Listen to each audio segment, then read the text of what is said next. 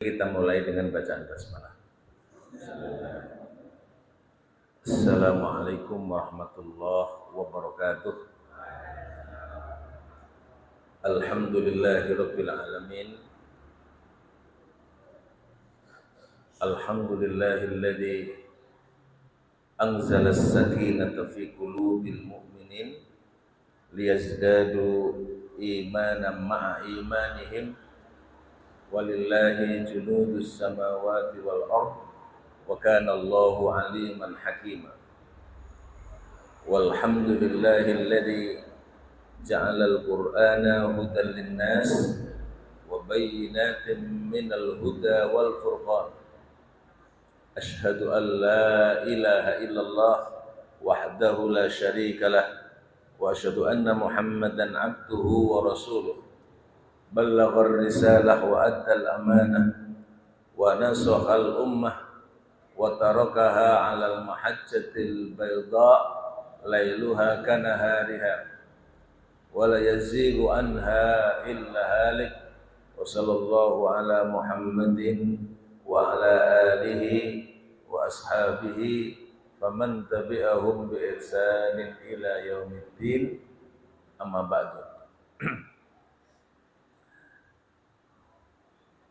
Bapak-bapak dan ibu-ibu, saudara-saudara kaum muslimin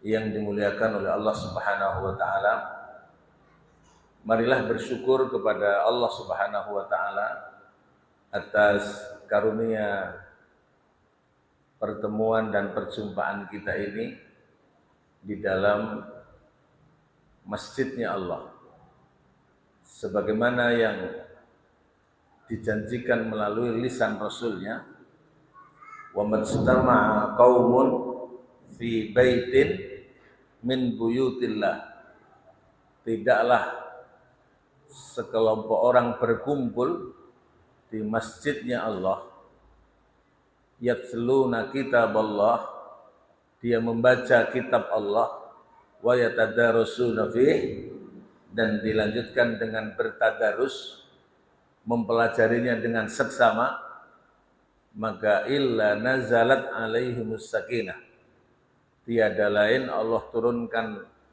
sakinah, ketenangan, wa ghasyiyat alaihimur rahmah, Allah lingkupkan kepada mereka dengan rahmat.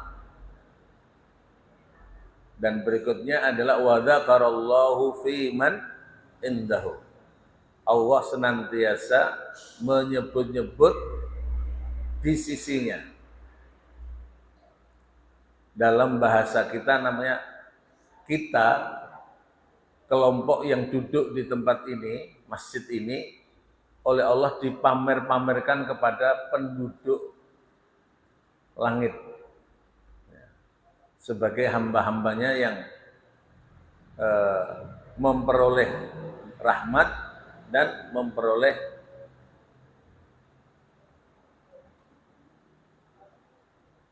ketenangan, ada di tengah-tengah kita. Maka saya sebenarnya pada malam hari ini juga mengalami kondisi yang kurang bagus, kurang fit, tapi mudah-mudahan ini bisa kita jadikan sebagai obat untuk kita memperoleh pertolongan dan ketenangan dari Allah Subhanahu wa taala. Hari ini saya di rumah sakit ngedrop dan kemudian harus dilakukan recovery. Oleh karena itu saya mohon maaf sekali nanti suaranya tidak begitu keras seperti biasanya.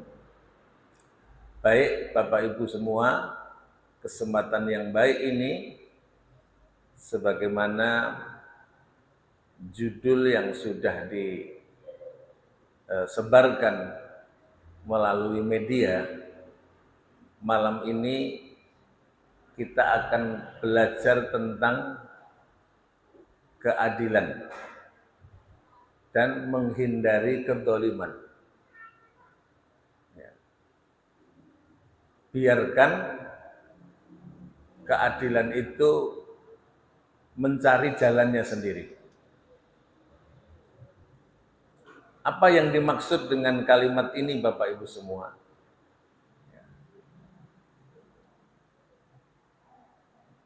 Karena keadilan itu adalah kebutuhan semua pihak. Lawannya, kebalikannya adalah kedoliman yang itu menjadi malapetaka bagi semua pihak. Maka keadilan itu akan mencari jalannya sendiri untuk pembuktian kebenarannya. Mari kita landasi pemahaman ini pada surat Al-Maidah ayat ke-8. A'udzu billahi minasyaitonir rajim. Ya ayyuhalladzina amanu kunu qawwamina lillahi syuhada'a 'alan nas. Wahai orang-orang yang beriman, jadilah kalian menjadi qawwam, penegak keadilan. Syuhada'a bil qisti, yaitu yang menegakkan keadilan, menjadi saksi dalam menegakkan keadilan.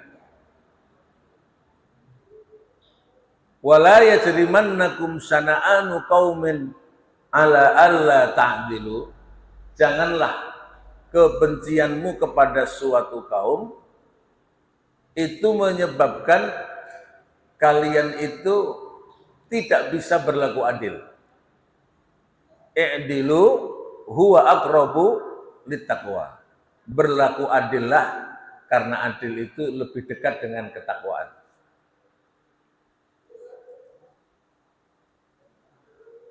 Hari-hari ini, minggu-minggu ini, kita di media disuguhkan dengan berbagai pemberitaan tentang kejahatan berupa pembunuhan.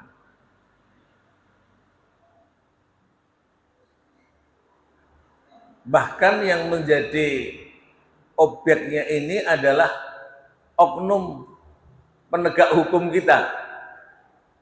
Penegak hukum kita yang semestinya mereka bisa memberi contoh kebaikan.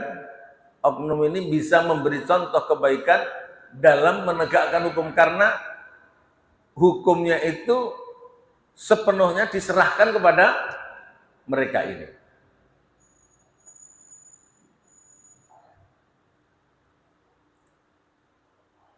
Maka terhadap peristiwa ini, yang saya tidak perlu mengulas terlalu jauh karena pasti Bapak dan Ibu bisa melihatnya di era keterbukaan ini, bagaimana oknum-oknum tertentu itu mempermainkan hukum, berlaku ketidakadilan, bahkan kemudian ada unsur untuk mendolimi terhadap yang lainnya.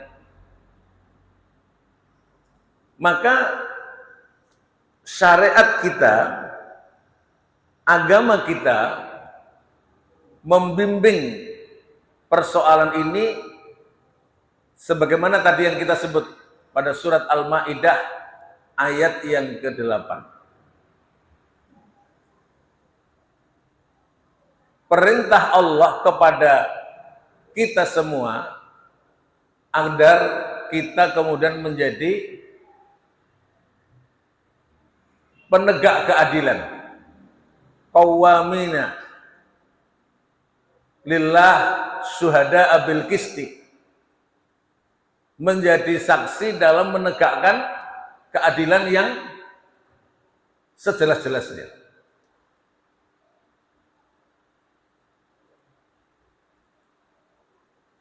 Allah berfirman, jangan sampai kebencianmu, ketidaksukaanmu kepada orang tertentu atau kelompok tertentu, lalu sikap kita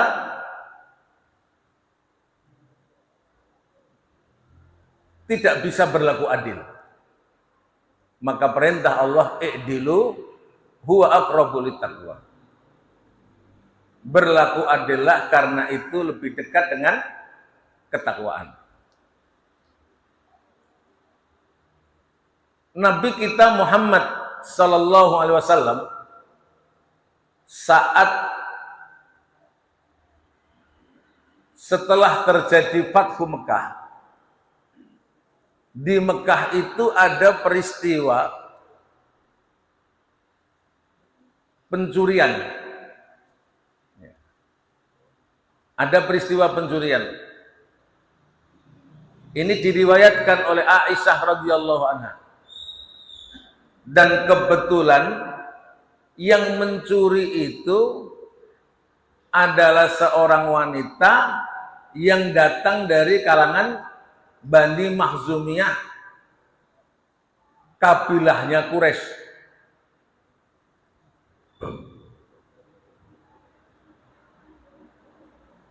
Ini dalam riwayat Aisyah. Kemudian pemimpin-pemimpin Quraisy, petinggi-petinggi Quraisy kemudian berupaya untuk melobi Rasulullah agar meringankan hukuman yang bisa menimpa kepada imro'ah, seorang wanita dari kalangan Bani Makhzumiyah ini.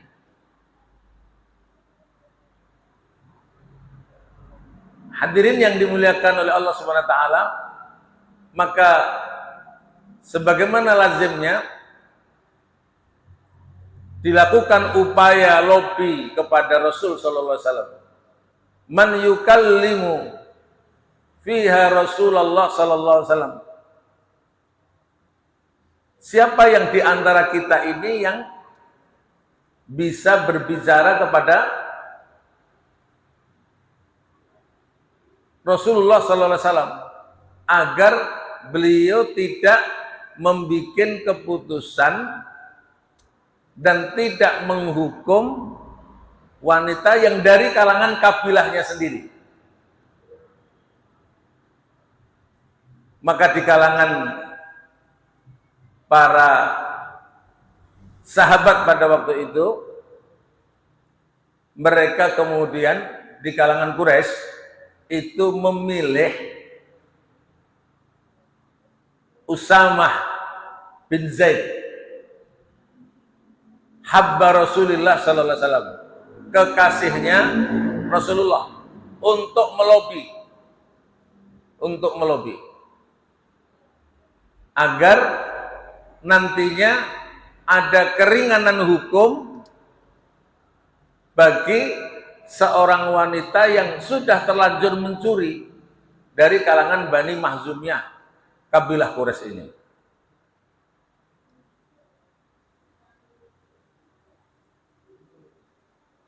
Fakallamahu Rasulullah sallallahu alaihi wasallam, maka Usamah bin Zaid itu kemudian membicarakan itu kepada Rasulullah. Intinya minta keringanan hukum untuk saudara sekabilah ini. Saat itu juga Nabi bertanya kepada Usamah, atashfa'u fi haddin min hududillah, apakah engkau akan menyogok ataupun memperdaya atas hukum yang telah ditetapkan oleh Allah, hukum hudud yang sudah ditetapkan oleh Allah. Hukum hudud bagi para pencuri apa, Pak? Dipotong tangannya. Nah, ini beredar pembicaraan di kalangan masyarakat, di kalangan elit, agar Bani Makhzumiyah ini, wanita ini tidak terkena potong tangan, karena itu adalah kabilah kita sendiri. Maka dilobilah Rasulullah Shallallahu Alaihi Wasallam. Tapi ternyata jawaban Rasul itu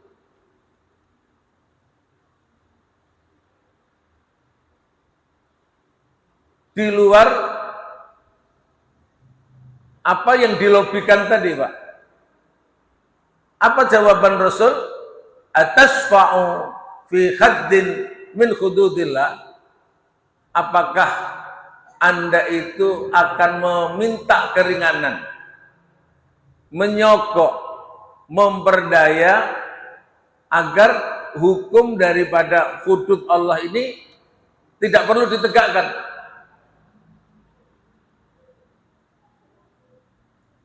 Ini sikap pertama yang ditunjukkan oleh Rasul Shallallahu Alaihi Wasallam. Padahal yang melobi siapa, Pak? Usamah bin Zaid. Ojo keliru ya, bukan Usamah bin Ladin. Usamah bin Zaid. Beliau ini kekasihnya Rasulullah. Dengan harapan orang Quraisy itu mengirim kekasihnya Rasulullah itu, Rasulullah bisa luluh, bisa lunak. Hatinya itu bisa lunak untuk bisa menerima ini.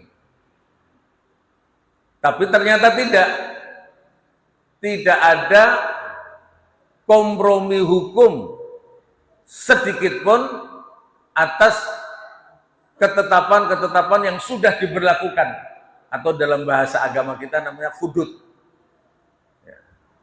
Tidak ada kompromi sama sekali. Inilah nilai keindahan Islam.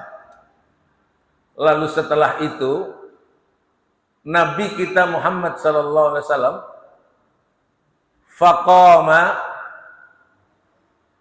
fasa'idal mimbar, dia kemudian berdiri lalu naik ke mimbar, fakhtatoba, dia kemudian berkhutbah. Apa isi khutbahnya itu? Ayyuhan nas, wahai manusia. Perhatikan, yang diseru itu di dalam hadis ini tidak saja orang-orang mukmin, tapi manusia. Ayyuhan nas, wahai seluruh manusia.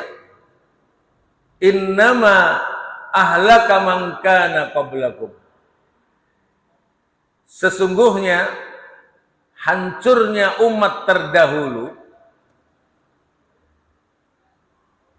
kanu idza saraqa fihimu syarif tarakuhu. Orang-orang dahulu itu jadi hancur, kata Nabi, apabila ada orang yang mencuri dari kalangan elit, tarakuhu, mereka biarkan, mereka tidak tegakkan. Wa idza saraqa fihimud dhaif, sebaliknya kalau yang mencuri itu adalah orang-orang lemah, aqamu alaihimul had, ditegakkan hukum itu dengan setegas-tegasnya. Ini adalah problem yang menyebabkan kehancuran umat terdahulu. Ketika pelanggaran itu dilakukan oleh orang-orang yang terpandang, orang-orang yang elit, maka pelanggaran itu seolah dibiarkan. Dicari celahnya, bagaimana agar tidak terkena delik hukumnya. Bahasa atau istilah sekarang ini disebut dengan menskenario hukum. Menskenario hukum. Hampir 1 bulan kita semua ini tertipu, Pak. Tertipu. Tiba-tiba peristiwa penembakan yang ada di Jakarta itu, info yang beredar itu ternyata diskenariokan.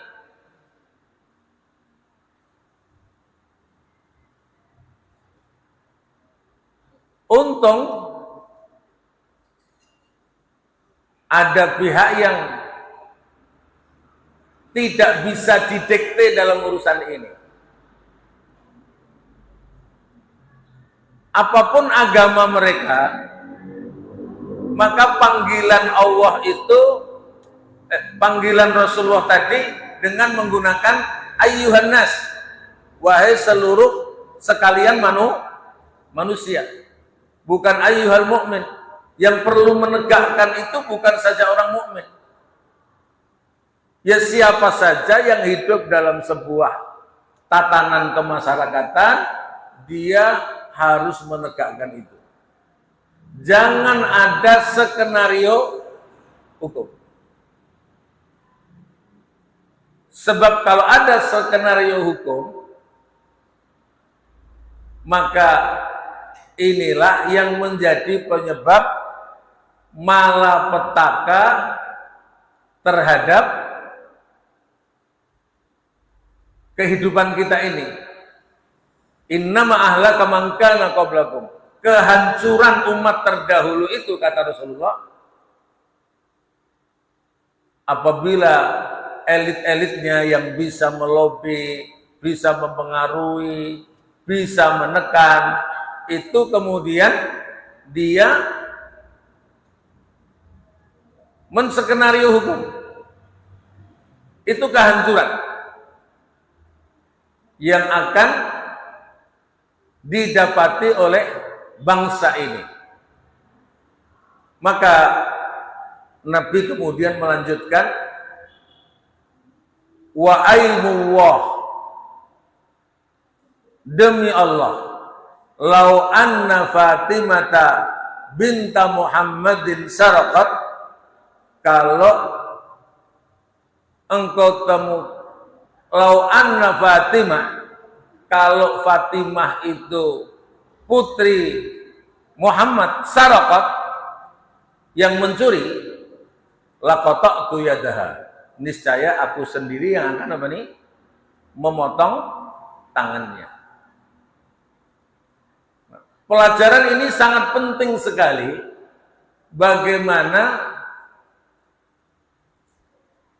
dalam penegakan hukum ini tidak ada skenario hukum. Tidak ada politik celintat-celintut dalam menegakkan hukum. Hukum itu ditegakkan setegas-tegasnya. Sebagaimana perintah di dalam Al-Maidah ayat 8 tadi. Berlaku adillah. Karena adil itu lebih dekat dengan apa nih? Ketakwaan. Maka bila ini bisa ditegakkan dengan cara yang seadil-adilnya, tanpa pandang bulu, tanpa tebang pilih, dalam menegakkan hukum dan keadilan, maka sesungguhnya kebaikan itu akan hadir dalam sebuah negeri tersebut. Hadirin yang dimuliakan oleh Allah Subhanahu wa taala, dahulu umat-umat terdahulu yang diabadikan di dalam kisah di dalam Al-Quran, ada sekelompok orang yang menskenario hukum. Monggo yang membawa mushaf surat ini Pak. Surat Al-A'raf ayat ke-140 164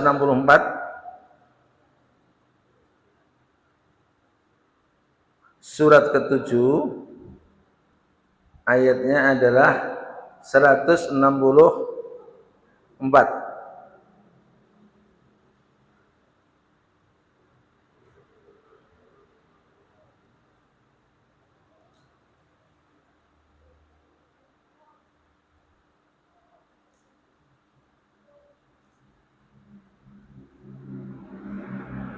Sampai 166.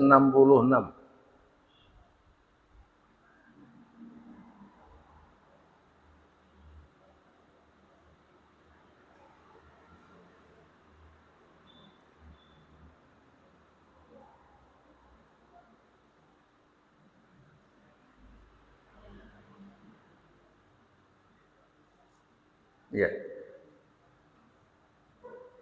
Kita mulai dulu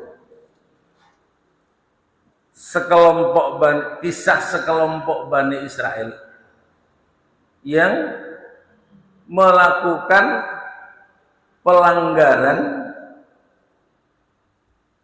melanggar aturan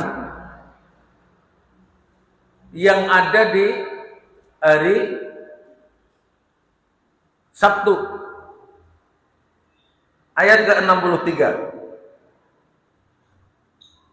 Was'alhum 'anil qaryatil lati kanat hadiratal bahri. Tanyakan kepada sekelompok orang yang tempatnya itu berdekatan dengan laut. Idya'duna fis sabti. Ketika mereka ini melanggar aturan dengan melakukan pengambilan ikan pada hari Sabtu, sedangkan itu dilarang. Itta'tihim khitanuhum yauma sabti syur'a wa yauma la yasbitun. Ketika ikan-ikannya itu datang di hari Sabtu, sementara pada hari lain tidak datang.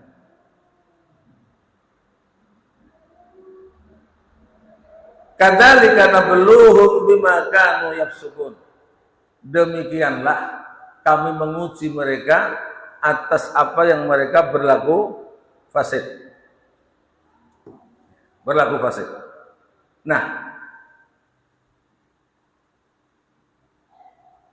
bangsa Bani Israel ini itu diberi banyak karunia, tapi juga diberi peraturan untuk tidak boleh mengais ikan pada hari apa nih? Sabtu. Nah, sekelompok orang ini mencoba untuk menskenario aturan dan hukum ini. Bagaimana mereka ini? Sekelompok orang dari kalangan mereka ini kemudian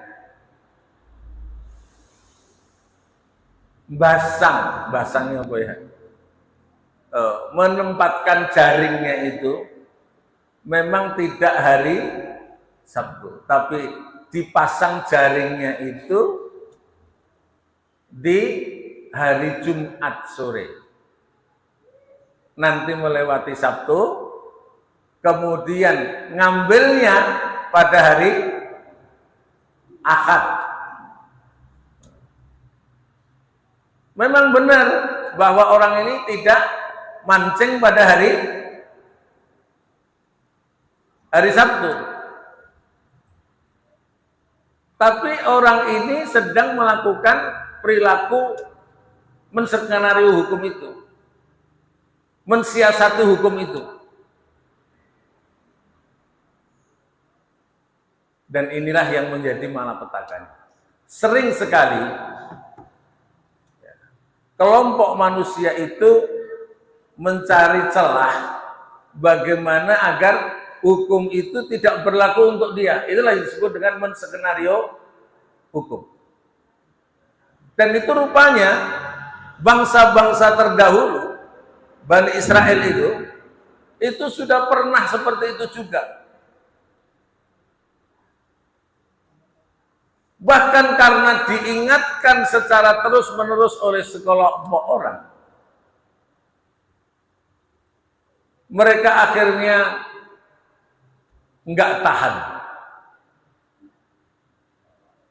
Lalu masyarakat Bani Israel itu terbelah menjadi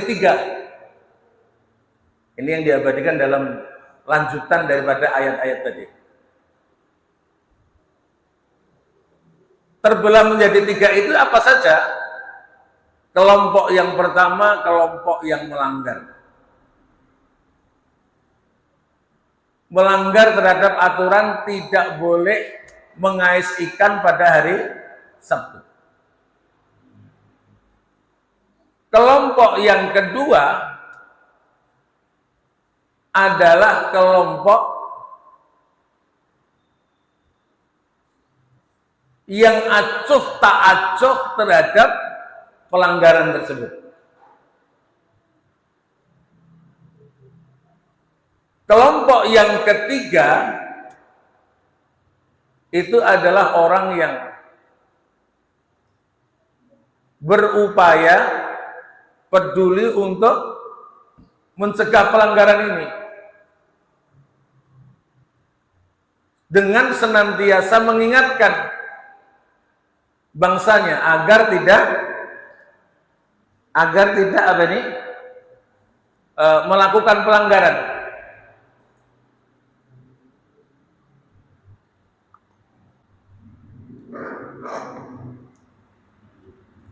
Nah,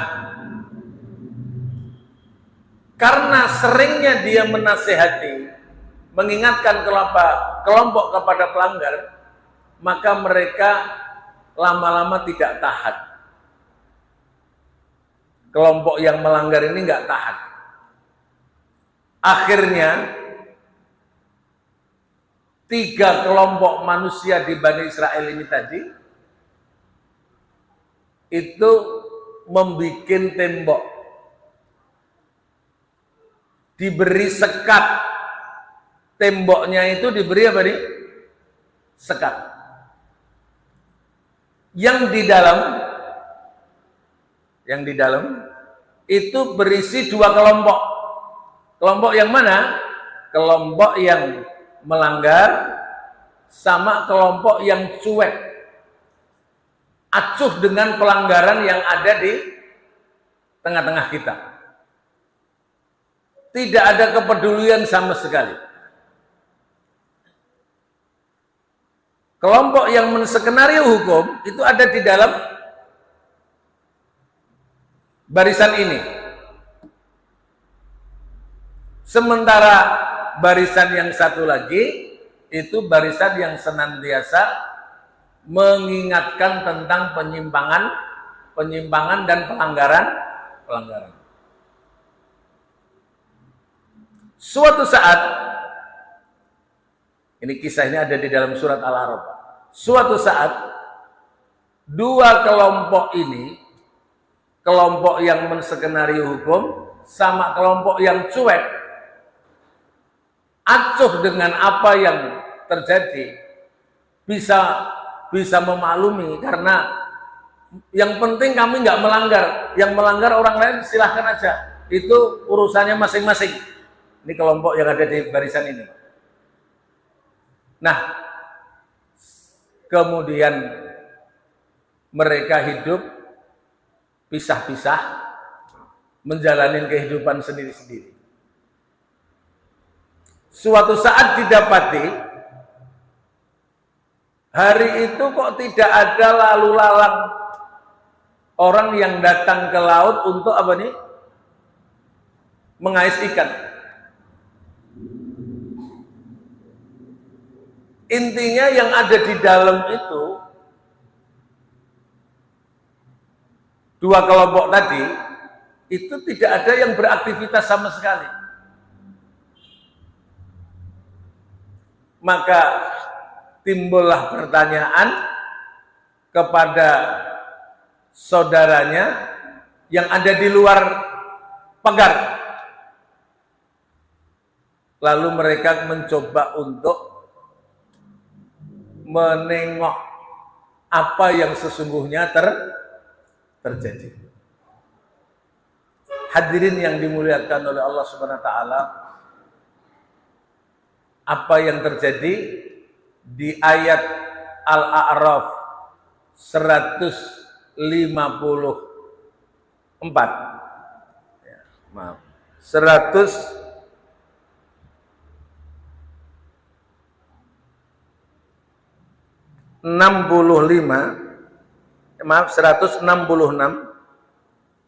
166, maka Allah menyebutkan falamma atau manuhu anhu, tatkala mereka ini melanggar apa yang dilarang kepadanya, qulna lahum kunu qiradatan khasiin, jadilah semua yang ada di dalam itu tadi, Pak, itu mereka menjadi kera semuanya. Menjadi kera semuanya. Mestinya yang pantas untuk jadi kera yang mana, Bapak Ibu? Yang melanggar. Tapi kelompok cuekiyun tadi itu ikut dia apa nih? Dilakukan apa nih? Dilakukan sanksi karena melakukan pembiaran kepada orang yang melakukan skenario hukum atau mempermainkan hukum. Maka dalam surat Al-Maidah ayat ke-78 dan 79 Allah berfirman, lu'inal ladzina kafaru min bani Israila ala lisani Dawud wa Isa bani Maryam. Allah itu melaknat bangsa Bani Israel melalui lisannya Nabi Daud, yang kedua lisannya Nabi Isa. Kenapa? Alasannya ada dua. Yang pertama, dzalika bima asaw wa kanu ya'tadun. Mereka melakukan kemaksiatan dan melampaui batas. Itu alasan yang pertama. Alasan yang kedua disebutkan 79-nya, kanu la yatanahawna an mungkarin fa'alu. Mereka tidak ada saling mencegah. Istilah hidup itu kalau sekarang namanya elo-elo, gue-gue. Dan yang mau melanggar ya silahkan, kamu yang penting nggak melanggar, kamu mau baik.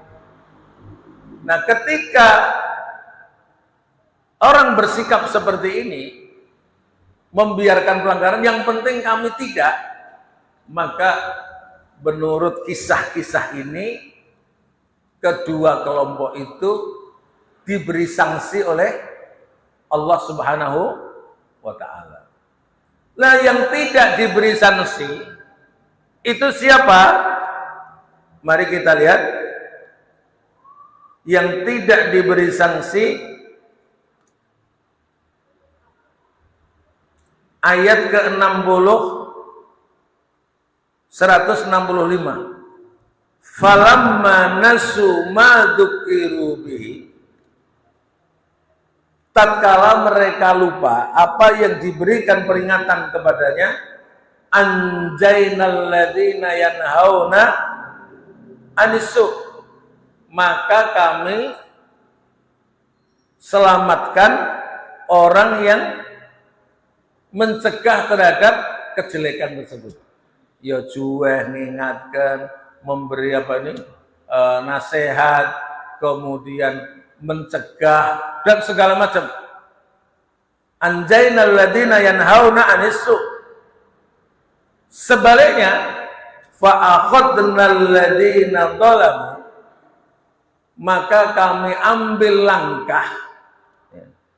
ambil langkah orang-orang yang berlaku zalim, Allah menimpakan kepada mereka bi'adzabin ba'is, azab yang sangat pedih. Nah, siapa yang berlaku zalim di dalam peristiwa ini, Bapak Ibu semua? Yang berlaku zalim itu dua kelompok. Satu kelompok yang melanggar. Dua kelompok yang cuek, tidak mau memberi nasihat atau memberi peringatan kepada orang yang melanggar. Ini bisa terjadi kezaliman. Itu semua diakibatkan dari kefasikan yang mereka lakukan. Jadi sangat jelas di dalam ayat ini apa yang dimaksud dengan kehancuran umat-umat terdahulu yang Rasulullah SAW sebutkan tadi, karena adanya sekelompok orang yang menskenario hukum. Lalu yang kedua, ada sekelompok orang yang cuek dengan pelanggaran ini. Acuh, nggak mau memikirkan apa yang terjadi di tengah-tengah kita. Nah, Allah itu masih menyelamatkan kepada hamba-hamba yang dia bisa memberi nasihat, bisa mencegahnya, berupaya memberikan peringatan kepada mereka ini. Buktinya, saat Allah menurunkan sanksi akibat pelanggaran di hari Sabtu itu, yang jadi kera itu hanya yang melanggar sama yang cuek terhadap pelanggaran. Nah, sikap kita sebagai seorang mukmin, kita diajari pada Al-A'raf 164. Wa idh qalat ummatum minhum lima ta'iduna qauman Allahu muhlikuhum aw mu'adzibuhum adzaban alima. Wa idh qalat ummatum minhum, ketika sekelompok umat itu berkata di kalangan mereka, lima ta'idun, kenapa Anda ini masih mau-maunya memberi nasihat, memberi peringatan, mengingatkan kepada orang yang bangsa itu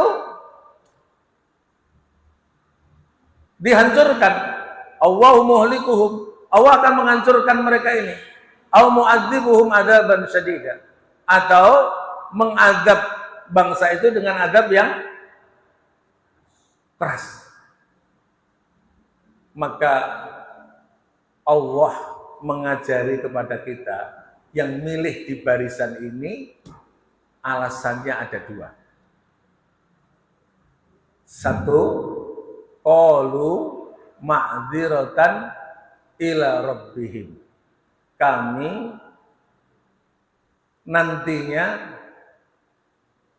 langkah ini, sikap mengingatkan ini bisa memberi ma'dzirah, yaitu alasan di hadapan Allah Subhanahu wa taala. Maka mental untuk menasihati atas penyimpangan itu diupayakan ada di setiap seorang mukmin, karena nanti kita akan dipertanyakan hal itu di hadapan Allah, dan kita sudah bisa memberikan ma'dzirah. Ma'dzirah itu artinya adalah alasan, excuse di hadapan Allah bahwa kami sudah berbuat sesuatu, mengingatkan sesuatu, menasihati sesuatu. Perkara tidak digubris, perkara mereka tetap melanggar bukan menjadi urusan kita. Tapi kita pengen melepaskan diri di hadapan Allah nanti, kita tidak dipertanyakan lantaran kita tidak berbuat sesuatu. Maka bagi kita, seperti kasus yang ada di negeri kita saat ini, adanya oknum penegak hukum yang melakukan pelanggaran, tugas kita itu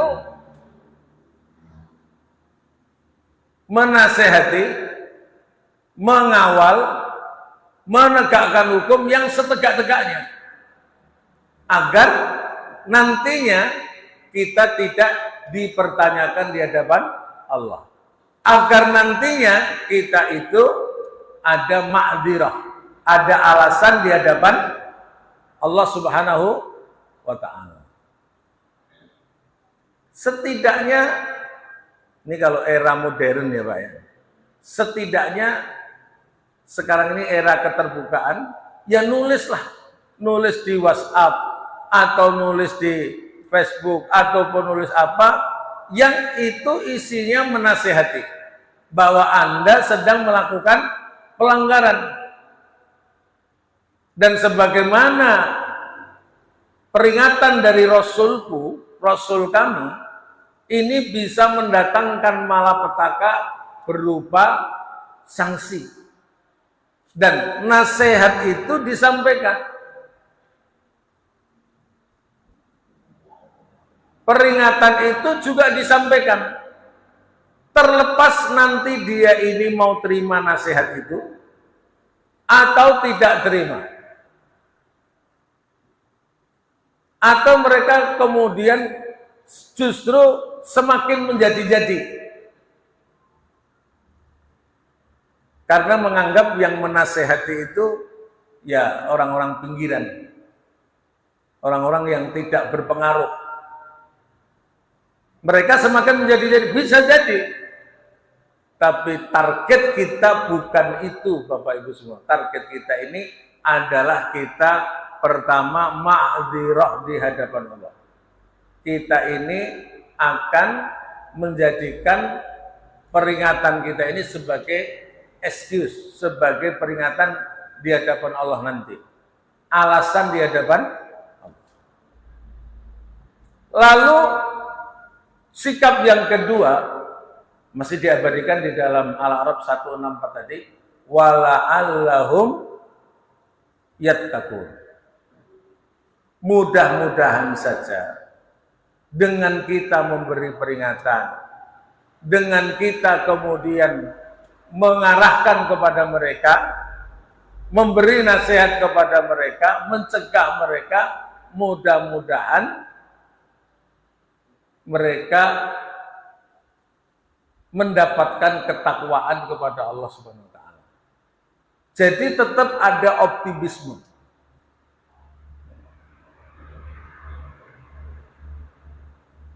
Walaupun di kalangan kita pasti timbul gejolak pemikiran. Apa ya mempan? Wong ini jenenge kalau di Jawa jenenge namanya pager mangan apa itu? Tanduran. Pager mangan apa ya? Mestinya mereka yang menjaga, yang menata, yang mengurus, tapi justru kita dapati justru mereka lah yang melakukan apa nih? Penyimpangan. Maka ini semua kita ikhtiarkan. Kita ikhtiarkan. Dan kita kenalkan konsep Rasul ini. Bagaimana Rasul itu tidak tebang pilih. Bagaimana Rasul menyatakan seandainya Fatimah putrinya Muhammad itu yang mencuri, kami sendiri yang akan memotong tangannya. Bagaimana nasihat Rasulullah bahwa kehancuran umat-umat terdahulu itu karena pelanggaran yang seperti ini. Nah, ini kenalkan nilai-nilai agama ini kepada mereka. Karena nilai-nilai ini sejatinya bersifat universal, berlaku untuk umum. Maka Nabi menggunakan kalimat ayyuhan nas, wahai sekalian manusia. Padahal yang diajak bicara itu adalah orang-orang mukmin. Tapi Nabi itu menggunakan kata ayyuhan nas. Karena ini harus ditegakkan oleh semua pihak. Kita menegakkan, tapi mereka menskenario hukum. Nggak jalan, Pak. Harus ada upaya kebersamaan di dalam negeri menegakkan hukum yang sebaik-baiknya. Nah, bila ini jalan di tengah-tengah kita, mudah-mudahan nantinya keberkahan Allah itu turun kepada penduduk negeri itu. Sebagaimana Allah berfirman, walau anna ahlal qura amanu wattaqau lafatahna alaihim barakatim minas sama. Sekiranya penduduk negeri itu beriman dan bertakwa, maka kami bukakan kepada mereka berkah minas sama, dari langit, wal ard, dan dari bumi. Ingat itu janjinya Allah, dari langit dan dari walakin kadzabu, akan tetapi mereka kemudian mendustakan, dan kemudian Allah mengambil langkah atas apa yang mereka kerjakan itu. Jadi syarat keberkahan itu hadir, ya tentu menegakkan ketakwaan ini di tengah-tengah manusia, menegakkan keimanan. Dan keimanan kita adalah tidak membiarkan orang-orang yang menskenario hukum, mengobrak-abrik hukum, mencederai hukum, merusak hukum, dan kita perlu cegah dan perlu hentikan hal tersebut. Saya kira ini yang menjadi nasihat untuk kita semua. Mudah-mudahan Bapak dan Ibu semua, para jamaah di tempat ini, diberikan kekuatan untuk bisa berkontribusi menasihati masyarakatnya, mengarahkan masyarakatnya dari penyimpangan sekecil apapun. Karena tidak akan dibiarkan. Penyimpangan ini tidak akan dibiarkan. Terima kasih sekali, mudah-mudahan bermanfaat apa yang kita sampaikan. Mohon maaf sekali karena kondisi fisik kami kurang begitu fit. Insya Allah kita lanjutkan pada waktu dan kesempatan yang lainnya. Sekian, wabillahi taufiq wal hidayah. Wassalamualaikum warahmatullahi wabarakatuh.